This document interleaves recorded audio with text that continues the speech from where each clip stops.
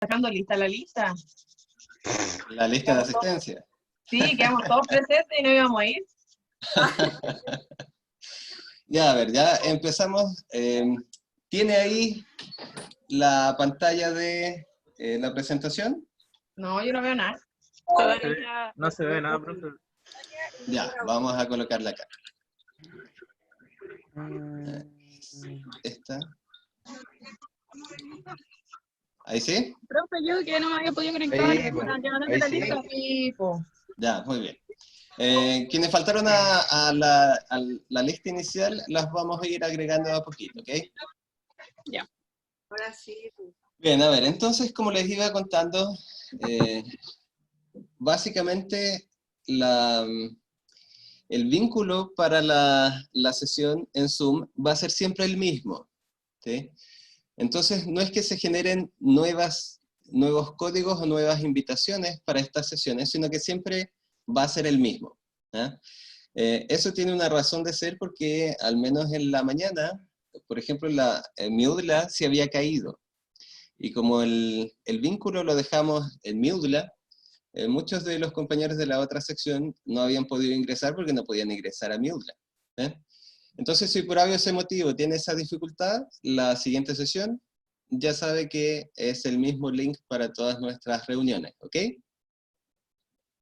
Ok. Ya, muy bien. Lo siguiente es que, bueno, esta sesión es básicamente más introductoria, más inicial. Vamos a tratar de resolver algunas cosas importantes de la forma de trabajo que vamos a sacar adelante, ¿ya? Y el correo que aparece aquí en esta diapositiva también es muy importante y anótelo inmediatamente, ¿sí? mario.silva.casa@gmail.com. Mario Casas. Como usted ve, y para evitar esa confusión, ¿sí? Mi nombre es Mario Antonio Silva Leal, ¿sí? El casa tiene que ver porque es el correo que yo utilizo en la casa y por lo tanto es el correo que tengo más accesible y de manera más inmediata leo constantemente. Formalmente, quizás una de las cosas que más le preocupe por ahora es el tema de la asistencia, ¿sí? El requisito de la asistencia formalmente existe, pero dadas las circunstancias en las que nos encontramos, naturalmente no es lo más relevante, ¿sí? Lo importante aquí yo creo es contar con la participación honesta de cada uno de nosotros. Si alguno de nosotros tiene una situación eventual que puede ocurrir, como íbamos diciendo, finalmente estamos cada uno idealmente en sus casas, en sus lugares donde habita, junto a los suyos, con preocupaciones que quizás en otro momento no existirían, ¿sí? Lo importante es mantener allí la conexión y el diálogo constante. Entonces, ocupe ese correo para comunicarme cualquier eventualidad en asistencia, participación, etcétera, ¿ok? Okay. Ya, muy bien. Lo siguiente es, bueno, como sale ahí, yo soy filósofo. Este curso en particular no es un curso de filosofía, pero es un curso de lo que quizás podríamos llamar como una especie de ética aplicada, ¿sí? De hecho, en su caso, como la mayoría son de enfermería, este curso de alguna manera da algunas herramientas para el siguiente curso que van a tener, que es bioética, ¿sí? Realizo clases en distintas universidades de hace bastante tiempo en el ámbito de la salud. Así que la perspectiva que debe tener del curso es que, si bien es cierto, es un curso un poquito más formal, porque viene del área de las ciencias sociales, ¿sí? No es necesariamente un curso sumamente abstracto y terrible, ¿sí? Vamos a tratar de poner ejemplos y actividades prácticas que faciliten apropiarse de las nociones que quizás para nosotros pueden ser un poco más difíciles. A ver, el curso de Ética y Comunidad y el programa en general, como dice allí, tiene una orientación. La línea de estos cursos es básicamente hacer el vínculo entre la universidad y los espacios donde existen nuestra universidad, ¿sí? El espacio de los vecinos, el espacio con las personas que rodean la universidad, ¿sí? En el fondo las comunidades donde la universidad se inserta. Tradicionalmente la mayoría de las universidades funcionan como un ente aparte de las comunidades en las que están, es casi como una especie de prestadores de servicio. Pero en particular lo interesante de este programa es que justamente quiere quitar ese prejuicio o esa estructura desde la cual se conciben las universidades. Y por eso, como dice ahí, el programa quiere conectar a la universidad con los barrios, ¿sí? Quiere hacer que de una u otra manera, junto a los vecinos y junto a los grupos ciudadanos que existen, se puedan mejorar las condiciones de vida del propio barrio, utilizando las capacidades que la universidad tiene, las capacidades suyas como estudiantes y las capacidades de los docentes para abordar esas problemáticas, ¿sí? Esa es la intención general. Y para hacerlo, claro, se plantea una perspectiva de varios años donde eso debe ir paulatina y progresivamente mejorando, ¿sí? La historia del programa parte, como dice allí, el año 2011, como ve, básicamente con carreras del espacio de la salud, enfermería, fonoaudiología, kine, terapia ocupacional, nutrición, ¿sí? Y poco a poco se van incorporando las carreras del área social, psicología y trabajo social, e incluso el 2016 arquitectura, ¿sí? Por la disposición barrial y miles de elementos que por allí pueden ser interesantes. Entonces, como ve, es un programa que se ha ido complejizando con el tiempo, que ha ido incorporando otras carreras y otras escuelas y otras facultades, y que de alguna manera pretende plasmar una línea que diferencia a la UDLA de otras universidades, ¿sí? En particular, en estos meses usted ve que vamos a tener una gran dificultad, ¿sí? Una dificultad que es evidente, ¿sí? Que es básicamente que todos estamos en nuestros hogares, ¿sí? Efectivamente, Catalina, sí, pruebe en general cuando el audio se corta, una causa puede ser que estoy conectado por mi conexión de datos, ¿sí? Y en eso a veces las conexiones de datos no dan el ancho suficiente. Y otra es que quizás está un poco lejos al router de donde sea que le entregue su Wi-Fi, su conexión de internet, ¿sí? Entonces prueba a acercarse un poquito al router. A veces entre las murallas se puede generar barreras que interrumpen la conexión de datos, ¿sí? Ah, muy bien. Como ves, esta sesión básicamente va a ser un poquito de todo, ¿sí? Es natural y así para las siguientes sesiones ya estamos más tranquilos y más claros sobre cómo vamos a trabajar. A ver, el programa, como dice allí, tiene 3 componentes. Este curso es parte del componente pedagógico y territorial, y le explico inmediatamente qué quiere decir eso. Es parte del componente pedagógico porque se inserta dentro de una línea de cursos transversales a su carrera, ¿sí? Este sería el tercero de esos cursos transversales. Pretende entregar elementos teóricos para realizar análisis y levantamiento de información de las problemáticas comunales o vecinales. Y tiene un componente territorial porque en la práctica este curso tenía una acción en terreno, todavía la tiene, ¿sí? Los años anteriores en este curso se realizaba una encuesta en terreno. Todos y todas íbamos a los sectores que nos correspondían y aplicábamos esta encuesta, ¿sí? Como ve, eso es complejo. Usted puede ver la dificultad que hoy en día tenemos, porque no vamos a hacer una encuesta en terreno que los ponga en riesgo a ustedes y a nosotros, y además a los propios vecinos, ¿sí? No nos vamos a transformar en focos, transmisores y entes de contagio, ¿sí? Entonces, un desafío que tiene el curso y la escuela es ver de qué manera podemos hacer aquella aplicación en terreno de este curso de manera, al menos por ahora, no presencial y cumpliendo los objetivos que teníamos. ¿Me explico con eso?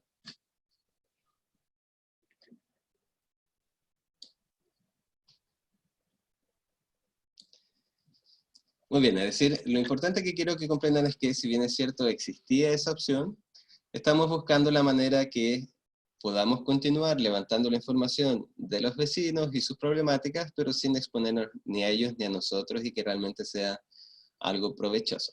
¿Sí? Básicamente, no le voy a leer todo y absolutamente todo, porque recuerde, esta es una sesión más bien introductoria.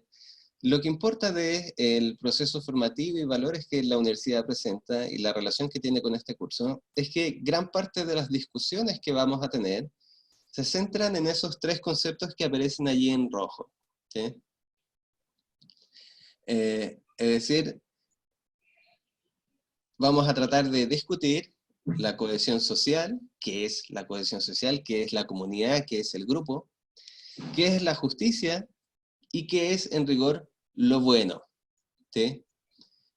Esas tres nociones son sumamente complejas y difíciles de resolver y de asentar. Por ejemplo, gran parte de las discusiones y las problemáticas que hemos tenido el último tiempo en nuestro país es justamente sobre qué es lo justo. ¿Sí?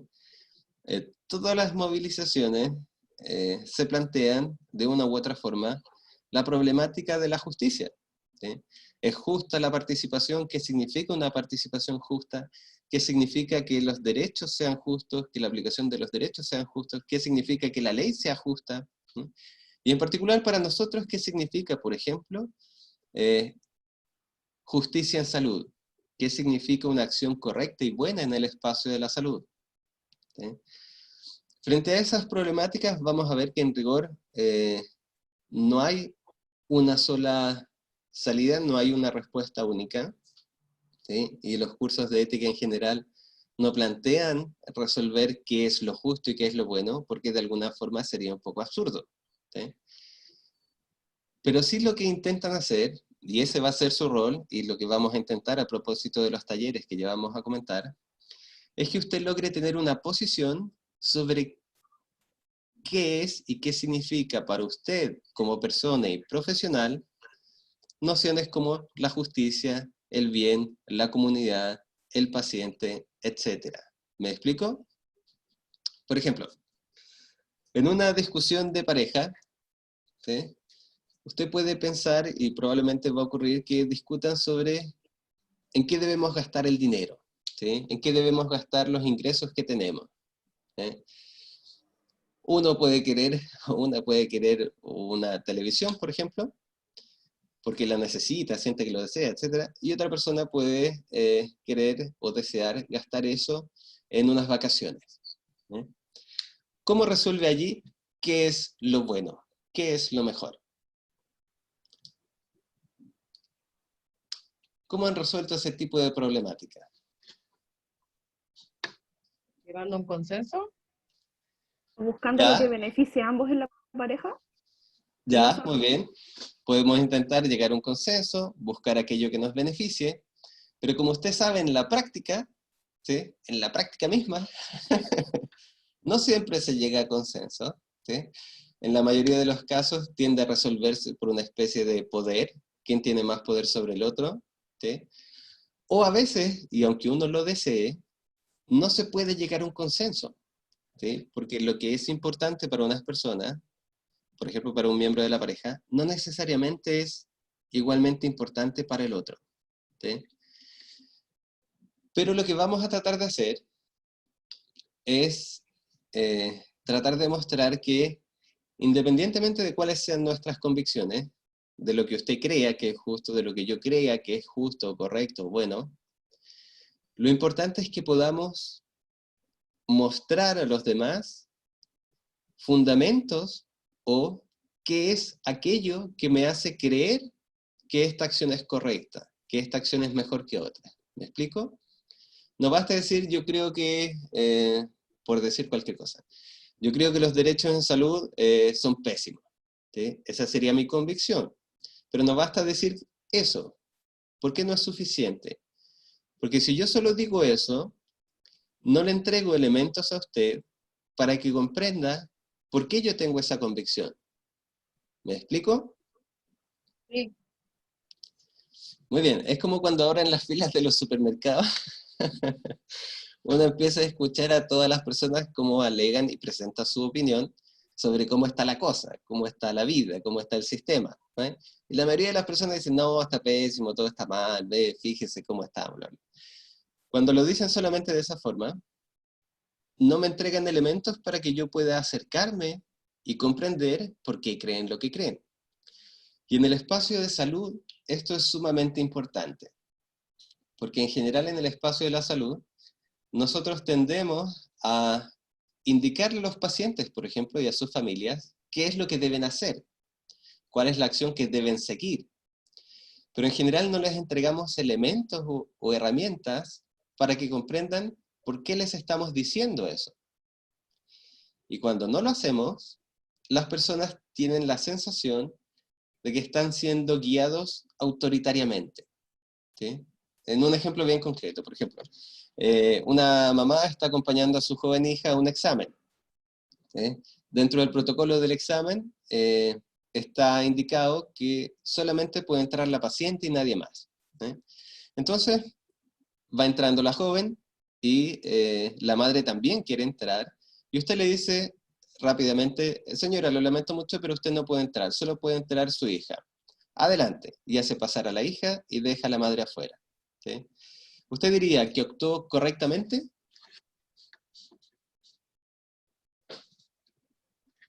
Depende, profesor, ¿De qué depende? si la paciente es mayor de edad o menor de edad. ¿Ya? Pero recuerde... Depende de las políticas de donde uno trabaja.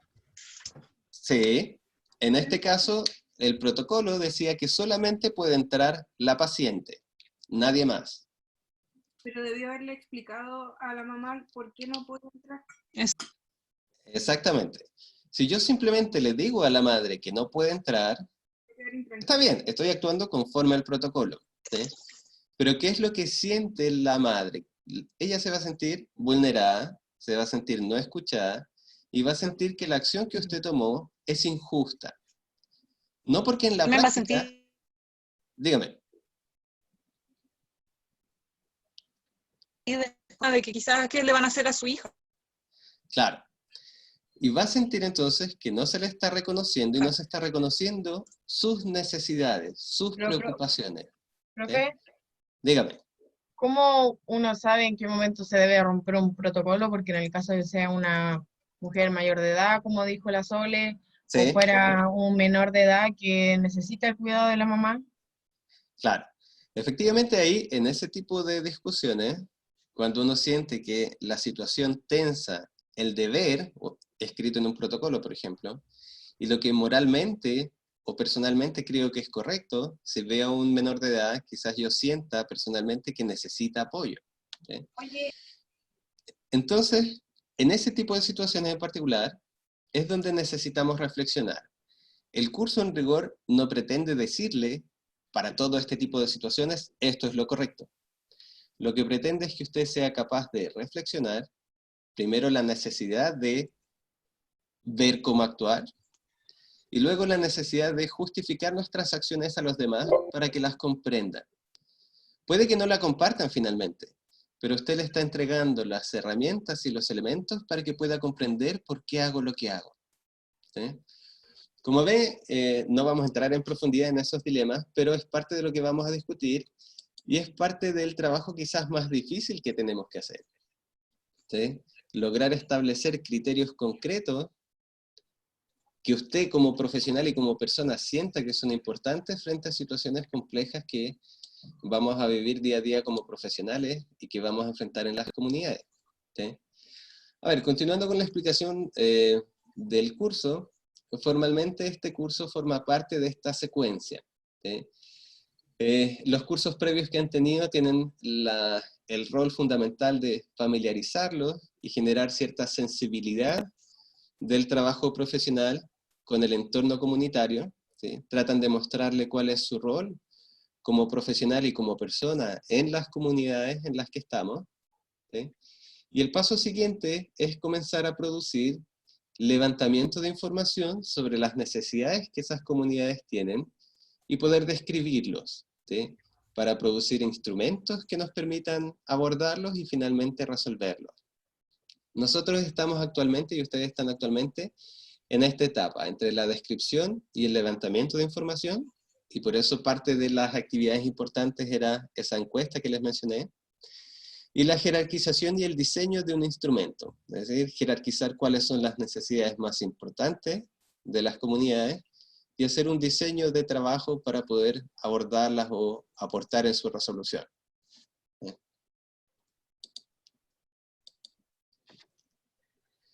El fin, como discutíamos recién, de este curso de ética es, por sobre todo, generar una reflexión sobre la práctica de lo que significa ser un profesional en el espacio de la salud dentro de una comunidad, ¿sí? Y quizás lo que desde ya nos tiene que ir quedando claro es que el foco está en reconocer al otro, como decía ahí, como un auténtico otro. Esto es difícil de comprender y más difícil todavía de llevarlo a la práctica, porque, a ver, en general, discursivamente, en palabras, todos aceptamos que hay que respetar a los demás, ¿no es cierto? Todos dicen, bueno, respéteme, ¿sí? Hay que respetar a todo el mundo, bueno, si es su creencia, respételo, ¿sí? Pero dígame, ¿usted respetaría la forma de vida de un pedófilo? No.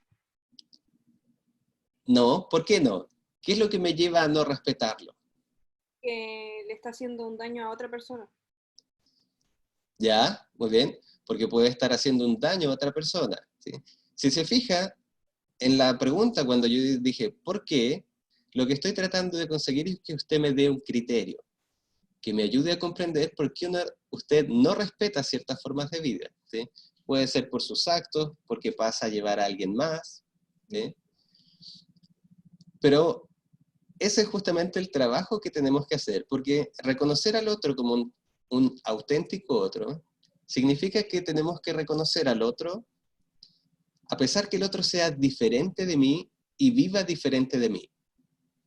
Pero claro, siempre poniendo ciertos márgenes y ciertos criterios para este respeto y este reconocimiento, ¿sí? Por eso le puse el ejemplo del pedófilo, porque probablemente la mayoría de nosotros no va a reconocer esa forma de vida como una forma de vida correcta, ¿sí?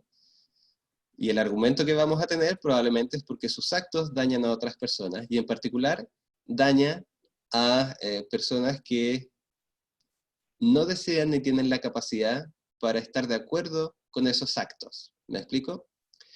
Pero ¿qué pasa si ahora mis vecinos de al frente, por decir cualquier cosa, solamente para caricaturizar un poco, son, a eso vamos, son masoquistas? ¿Qué pasa si cada uno decide dañar al otro y disfrutan dañándose uno al otro? Recuerda que estoy caricaturizando un poco, ¿sí? ¿Debo respetarlo? Porque es decisión de ellos. De Si cada es uno. decisión de ellos, entonces, y ambos deciden, entonces ¿debo respetarlo? Yo creo que sí. Ya, muy bien. En algunos casos él dice que genera un daño en la cadena irreversible, es que es distinto porque el daño es consensuado entre los dos. ¿De acuerdo? Entonces, si se fija, en este caso, el criterio de no voy a respetar esa forma de vida porque se daña a otro, no parece seguir siendo igual de importante. Aquí el criterio que parecen empezar a utilizar ustedes es que si el otro es un sujeto libre y está de acuerdo, entonces, muy bien. ¿Lo ve? No podemos transgredir la vida privada de otra persona en la relación autónoma y libre con otra persona.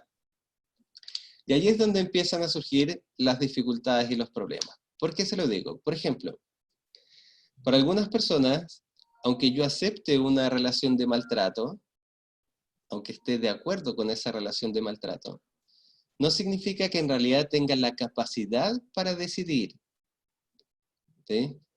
Porque para algunas personas la relación de maltrato implica sometimiento, y el sometimiento implica la incapacidad para decidir, ¿sí? Efectivamente, Diego, es como tratar de encontrar criterios que nos permitan, recuerde, todo esto en el espacio de la salud, delimitar el respeto o el reconocimiento que vamos a dar a otros y afianzar el reconocimiento que vamos a dar a ciertas conductas, ¿sí? En particular en el área de la salud es súper difícil. ¿Por qué? Porque las decisiones que toman los pacientes o que quieren tomar los pacientes con respecto a su propia salud no necesariamente son las decisiones que nosotros como miembros del personal de la salud creemos que son correctas, ¿sí? Por ejemplo, supongamos que ahora a alguien se le ocurre, exactamente como el aborto, e incluso ahora con el coronavirus, supongamos que hay algún paciente que se le ocurre salir de su casa, ¿sí? Que de alguna manera no quiere continuar su proceso de cuarentena porque quiere vivir de otra forma su vida. Esa persona lo está decidiendo libremente, pero porque lo decide libremente, ¿debemos aceptarlo? No, porque está pasando por encima de los derechos de otra gente a estar sana. Muy bien, y así vamos a tratar de encontrar criterios que nos permitan justificar nuestras tomas de decisiones, ¿sí? Aquí en este caso, claro, hay un perjuicio a los demás, vas a llevar a otras personas, ¿sí? Pero no siempre en salud es tan claro, ¿sí? Personas, por ejemplo, que deciden no realizarse procedimientos, por ejemplo, no amputarse una pierna, porque no desean vivir sin una pierna, ¿sí? Aún a sabiendas que si no se lo amputan, van a morir mañana y van a dejar dolor y sufrimiento y posiblemente daño a sus familiares, ¿sí? Entonces allí el margen no es tan claro, ¿sí?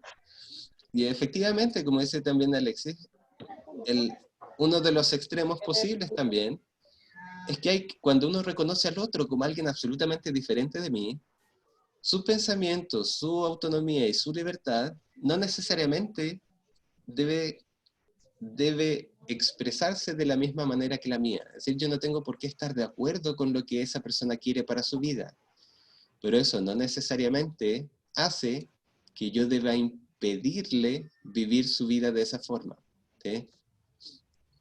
Entonces, como ve, conceptos como la autonomía, la libertad, los intereses, el bien común, que lo hemos utilizado bastante, si se fijan en estos ejemplos, pequeños ejemplos que le he puesto, gran parte de los criterios que ocupamos es porque afectan el bien común, ¿sí?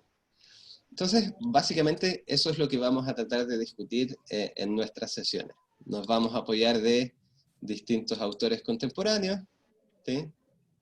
Que han entregado algunas reflexiones sobre esto, pero como les dije hace un rato, lo principal es que ustedes como personas y como futuros profesionales o profesionales puedan tomar una posición con respecto a estas problemáticas, ¿sí?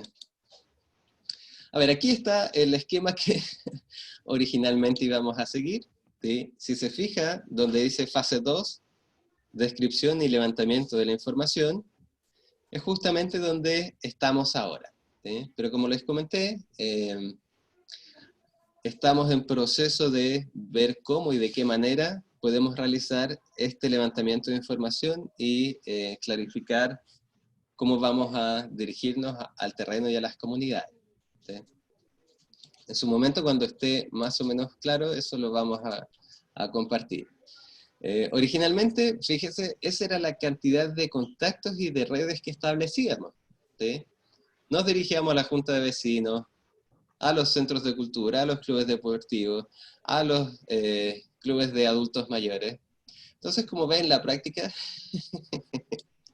este tipo de contactos se volverían hoy en día sumamente riesgosos y sumamente complejos, ¿sí?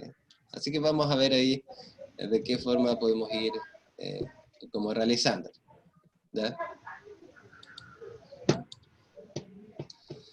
El componente de investigación, usted puede acceder ahí al observatorio de nuestra universidad, donde muestran más o menos las experiencias previas, la ayuda o el trabajo que se ha realizado con las comunidades previamente, y también lo vamos a ir conociendo poco a poco, ¿sí? Recuerde a propósito de los micrófonos, ¿sí? si los dejamos abiertos, después también se escucha todo nuestro, nuestro contexto. Así que lo mejor es cuando uno quiera participar, lo activa, y si no, lo desactiva, ¿ok? A ver, ahí está, a propósito del aula virtual. Formalmente, el curso de Ética y Comunidad tiene un aula virtual que es eCampus, ¿sí?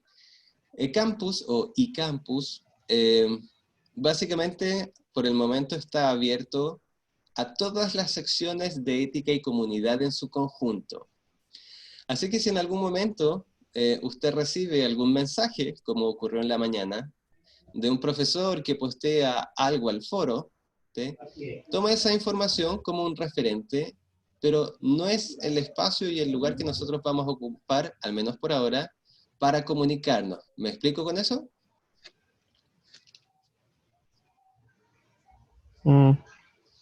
¿Ya? ¿Ok? Es decir, nosotros vamos a ocupar en la comunicación a través de, y la participación a través de Zoom, a través de mi UDLA, a través de los anuncios, y directamente usted se puede conectar o comunicar conmigo a través del correo electrónico que dejé. ¿Sí? Esa es nuestra red actual por el momento. ¿Ven? Aquí están los resultados esperados de la asignatura. Quizás lo más importante, como les decía, es lograr comprender el punto 3 y el punto 4, que la ética y la reflexión ética, mejor dicho, es parte de la dimensión que usted como profesional tiene que tener, ¿sí? Va a ver que cuando hablamos de ética, no estamos refiriéndonos como a qué es lo correcto, sino que nos estamos refiriendo más bien a una reflexión que busca que usted como profesional, en situaciones concretas, sea capaz de dialogar con otros para encontrar qué es lo correcto. ¿Me explico con eso último? ¿Sí? Nosotros no queremos entregarle a usted un discurso sobre lo correcto. ¿Sí? Todo profesional de enfermería, por ejemplo, debe respetar al paciente. Ya bueno, esa es una obviedad. ¿Sí? Pero el problema no es eso. ¿Sí? El problema es, en esta situación concreta, donde el paciente me está gritando, porque yo debo aplicarle un procedimiento y el paciente no quiere, ¿qué significa respetar al paciente? ¿Me explico allí?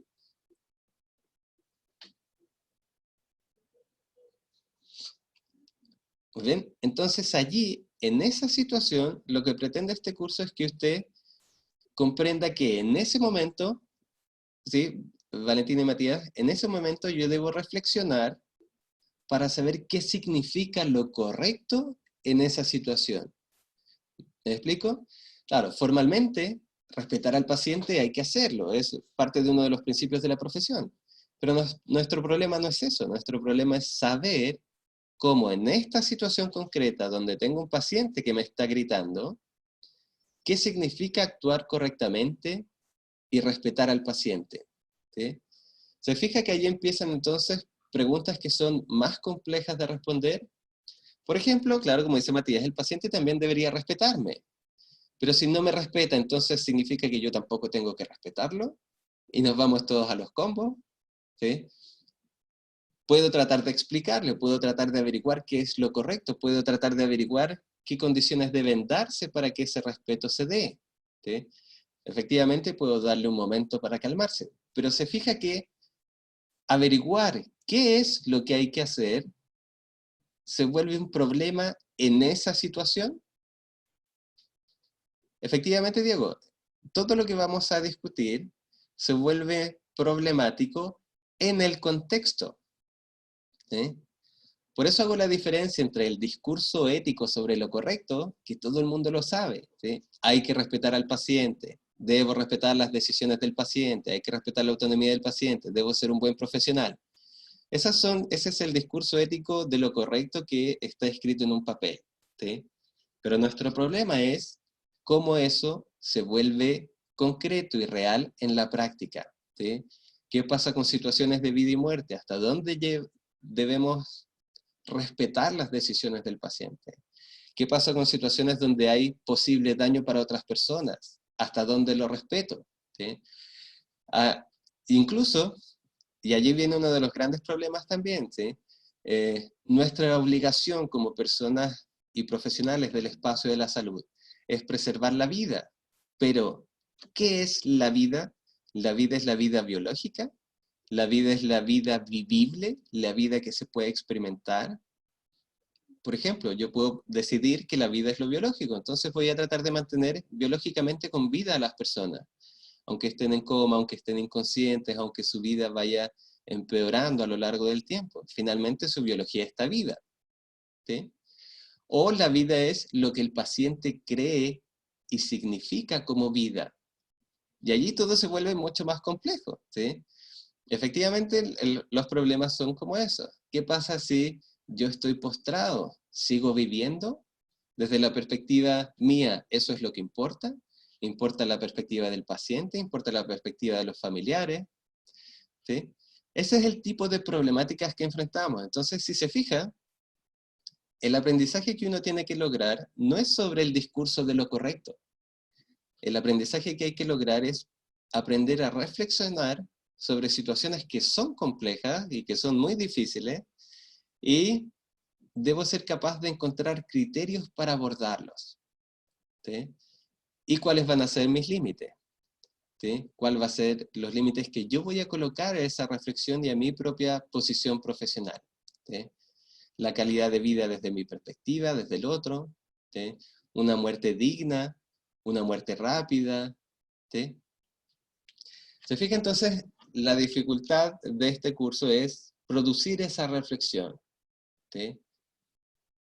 Que uno realmente se dé cuenta de lo complejo que es la reflexión, y que por sobre todo, cada uno de nosotros como personas y profesionales no reflexiona solo, ¿sí? Todas estas preguntas, por ejemplo, que están colocándome en la ventana del chat, son preguntas que no debo abordar solo como profesional. Son preguntas que debo abordar junto a mi paciente, junto a mi institución, junto al contexto y a su familia. Y entre todos esos sujetos, acordar una solución, acordar un criterio, ¿sí? Por eso, Alexis, en rigor, nosotros vamos a ir avanzando en esta discusión, ¿sí? Pero desde ya, lo éticamente correcto en rigor va a ser aquello que yo, las comunidades y los contextos que estamos en esa situación, aceptemos como correcto. ¿Se fija? Es una definición un poco más relativista que las otras, ¿sí? No vamos a tomar, como dice María José, no vamos a tomar la idea o la noción de que las leyes, por ejemplo, o los discursos universales, dicen y definen ya qué es lo correcto, ¿sí? El gran problema es saber qué es lo éticamente correcto en un contexto específico, ¿sí? Ahí vamos a empezar esas discusiones, Matías, sobre lo que es moralmente correcto o no, y cómo eso se diferencia de lo ético, ¿no? Al menos desde ya, lo ético siempre es una reflexión, y lo moralmente correcto siempre va a estar asociado, más que nada, a las convicciones de las comunidades o los grupos, a los valores que consideran ciertos o verdaderos, ¿sí? Pero ahí ya vamos a llegar a esas discusiones. Por eso la ética va a ser, efectivamente, Alexis, diferente de la moral, ¿sí? Entonces, ese es quizás el gran aprendizaje que este curso quiere dejar. A ver, pasando un poquito a lo formal, idealmente nosotros teníamos un panorama con 2 cátedras que equivalían al 50% de la evaluación y 3 momentos de ejercicios, ¿sí?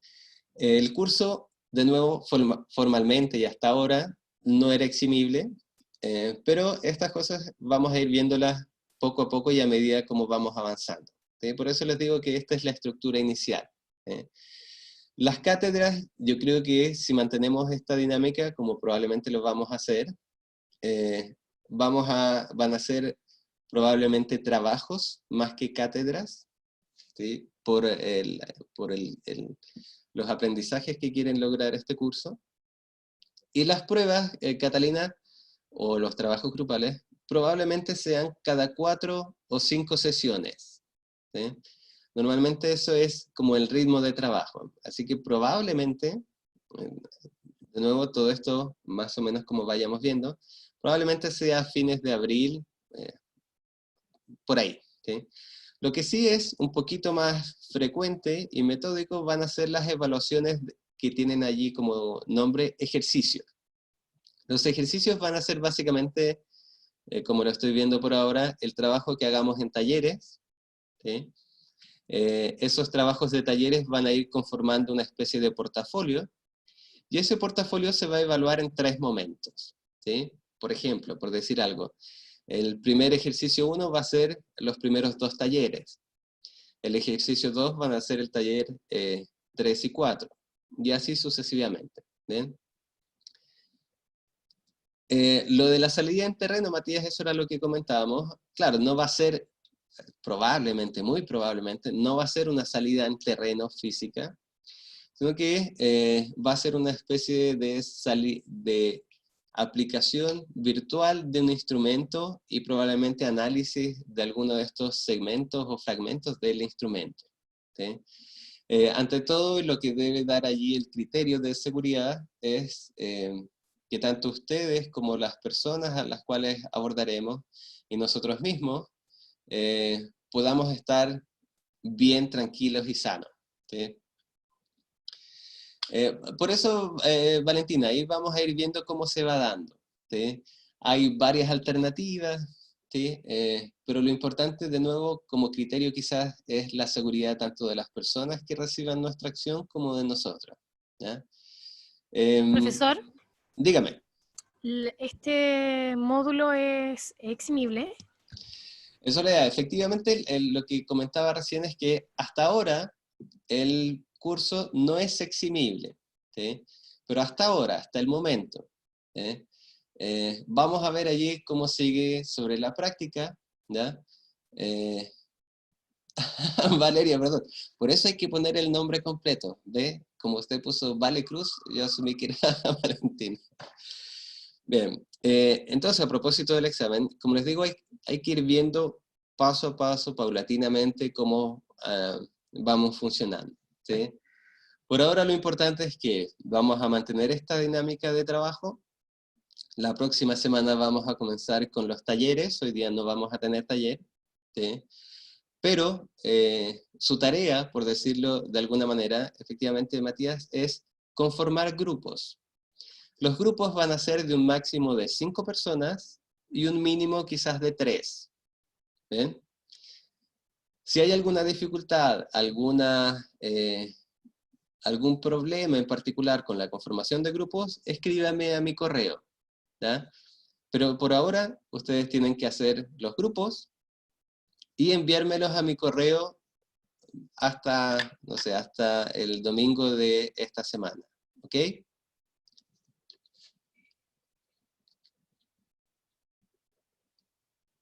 ¿Queda claro eso último?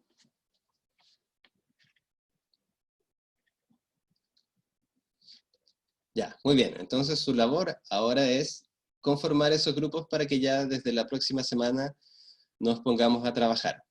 A propósito de los talleres, ¿sí? Si ustedes se fijaron en la programación, los talleres estaban divididos en 2 secciones.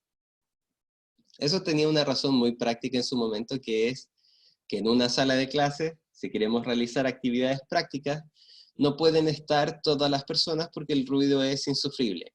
¿Sí? Vamos a probar desde la próxima semana hacer un solo taller, ¿sí? Es decir, un solo horario de taller donde estemos todos y todas. ¿Sí? Para evitar que haya una ventana de 1 hora entre las personas que pertenecían a la última sección. ¿Me explico?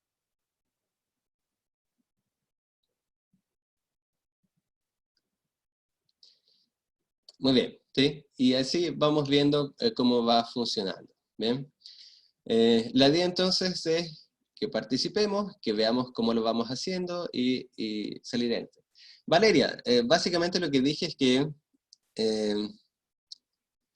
después del horario de cátedra, que es este, formalmente venían 2 secciones diferentes de taller, cada una de 1 hora.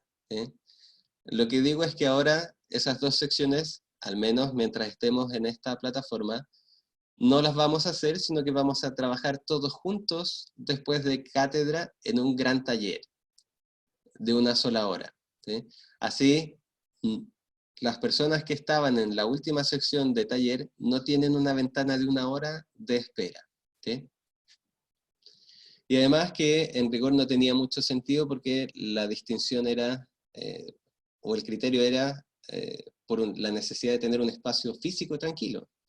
Aquí no se aplica mucho, ¿no? Porque como ves somos 37 personas y está todo más o menos ordenado y tranquilo. ¿Sí? Bien, entonces lo vamos a dejar hasta acá. Recuerde, su labor es ahora conformar los grupos, mandármelo, esa lista de integrantes a mi correo electrónico, que es el que aparece aquí. ¿Sí? Y ya la próxima semana nos podemos a trabajar en los talleres y lo que corresponde, ¿no? Esta sesión entonces que está siendo grabada, yo la voy a subir a la plataforma, voy a subir también el PowerPoint, ¿sí? Y vamos a actualizar las listas de asistencia. ¿Bien? Cualquier duda o inquietud, me la comunican. ¿Sí?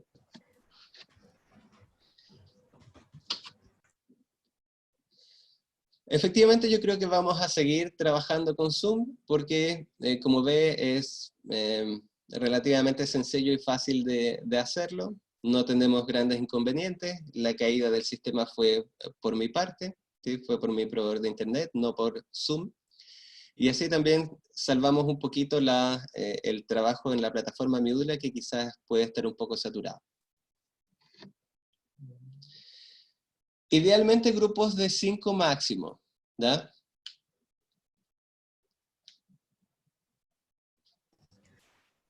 Les dejo ahí la ventana del chat para que se ordenen y se comuniquen con total tranquilidad. Bien, yo por ahora voy a dejar de grabar la sesión.